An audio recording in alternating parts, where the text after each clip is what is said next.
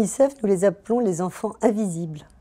Ce sont des enfants qui n'ont pas d'identité, qui n'ont pas été déclarés, enregistrés à leur naissance, et qui, plus est, n'ont pas eu d'acte de naissance.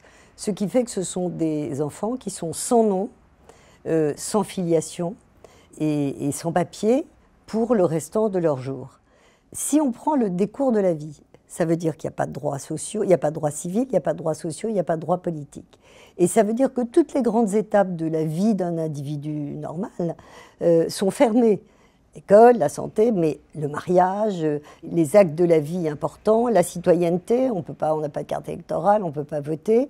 Tout ce qui va permettre à la construction d'un adolescent, puis d'un jeune, et puis d'un homme tout au long de sa vie. Et même sa mort ne peut pas être enregistrée parce qu'elle nécessite aussi une identité. Il y a 230 millions au moins d'enfants de 0 à 5 ans qui sont sans identité. Vous imaginez ce que ça signifie, c'est-à-dire c'est un problème majeur. Ils sont concentrés dans un certain nombre de régions qui sont l'Asie du Sud, et c'est l'endroit où il y a le plus d'enfants, donc il y a à peu près 39% d'enfants, mais ça fait beaucoup d'enfants en Asie du Sud, et 44% en Afrique subsaharienne. Il y a dans ce lot-là des enfants qui sont issus des minorités.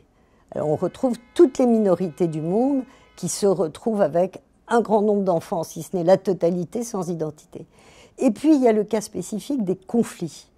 Évidemment, la vulnérabilité des enfants, c'est que n'ayant pas d'identité, ils peuvent être captés, enlevés, utilisés, et malheureusement sans déclaration possible. Et dans les conflits, il y a un autre problème qui touche particulièrement ces enfants, c'est qu'à l'occasion d'un conflit très aigu, les familles peuvent être disséminées, et on peut les parents d'un côté, les enfants de l'autre, et c'est impossible, très difficile, de récupérer ces enfants qui n'ont pas d'identité pour les rapprocher de leurs parents, d'où nos actions du DICEF très importantes sur ces enregistrements lors des conflits et chez les réfugiés, parce que le même problème se retrouve dans les pays limitrophes où sont les réfugiés, les migrants.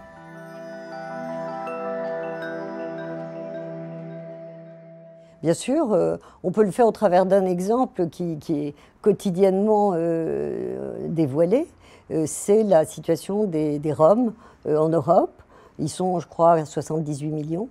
Et beaucoup d'enfants ne sont pas déclarés. Alors ils ne sont pas déclarés parce que c'est une forme de protection de ces communautés qui sont extrêmement discriminées, qui ont été extrêmement agressées dans l'histoire du siècle précédent et encore aujourd'hui. Et donc c'est dans leur esprit l'idée de protéger les enfants de cette discrimination-là. Donc les femmes accouchent à la maison et il n'y a pas d'enregistrement.